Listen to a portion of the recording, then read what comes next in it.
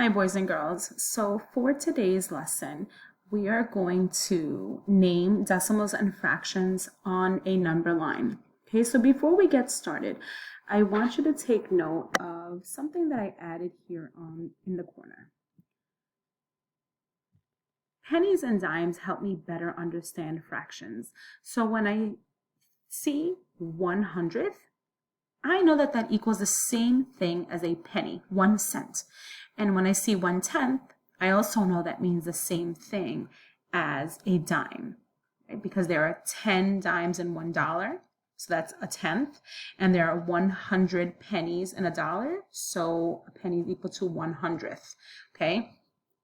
I also want you to know that the way that the decimal is written here is the same thing as just 0.1. So 0.1 and 0.10 are equal to the same thing. That 0 at the end does not change the value. Okay, it's important that you know that when we move along in this lesson. Okay, so let's take a look at J.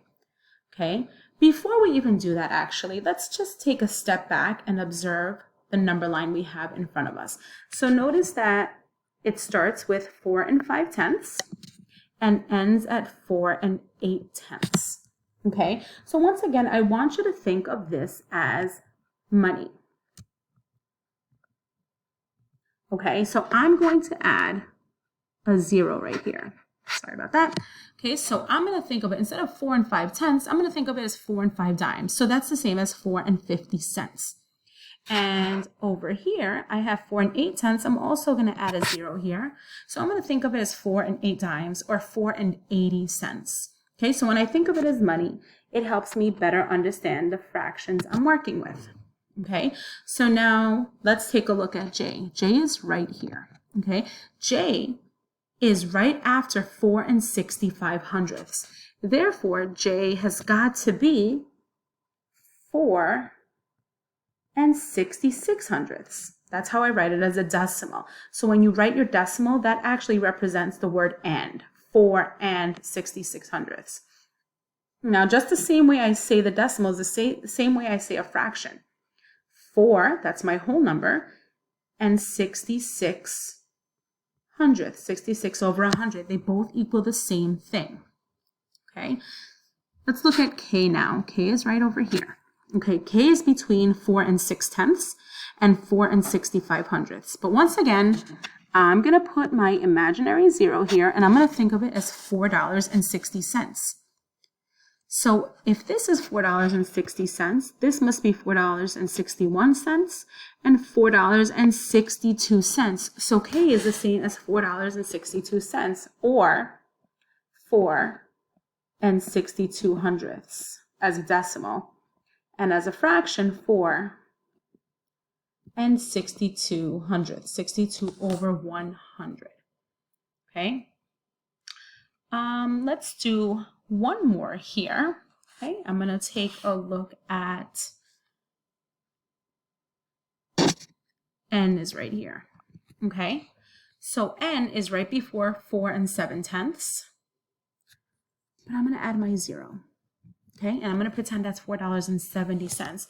So if it's 1 before, this has got to be $4.69, or 4 69/100ths as a decimal.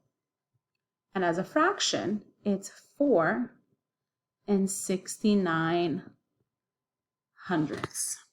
Okay, let's take a look at something else you're going to be working with today. Okay, so here we have an example of having to plug in fractions and decimals on two separate number lines. Okay, so it says, what decimals or fractions do the points on the number lines show?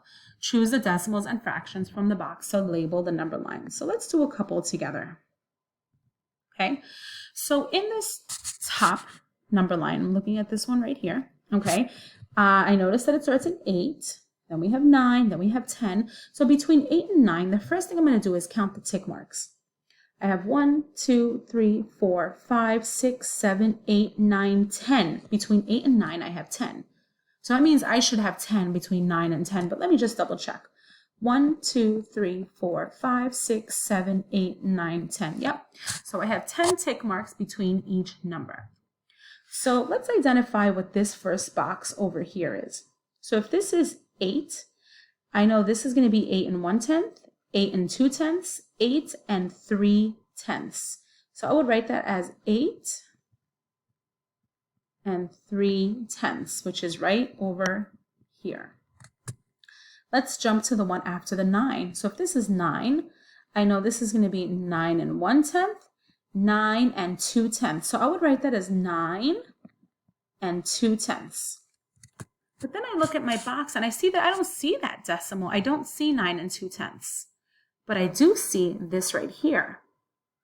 And I can write 9 2/10 as a mixed number. I would write that as 9 2/10. So remember, they both equal the same thing. They're just written in a different way. Okay? Now for my last one, if that's 9 2/10, this is 9 3/10, 9 4/10, 9 5/10, 9 6/10, 9 7/10, 9 8/10, which I see right over here. 9 8/10. Now in the number line below that, you'll notice that we start at 8 40 hundredths and 8 50 hundredths. Let's count our tick marks again.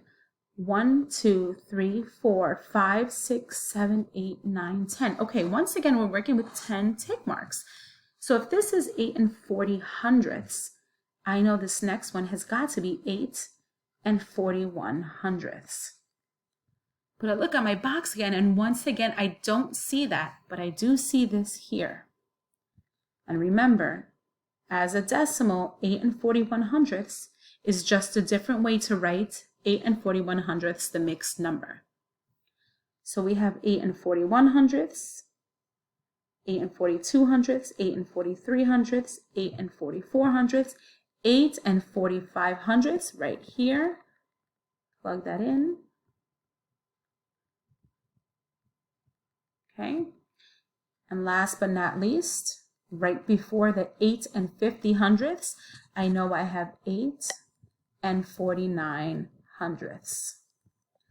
Okay, so make sure that when you fill out, you complete your questions today, that you think of decimals as money. Take your time. Add that 0 at the end of the decimal if it helps you better understand money. Remember, that does not change the value of the decimal. Okay, so try your hardest and have an absolutely great day.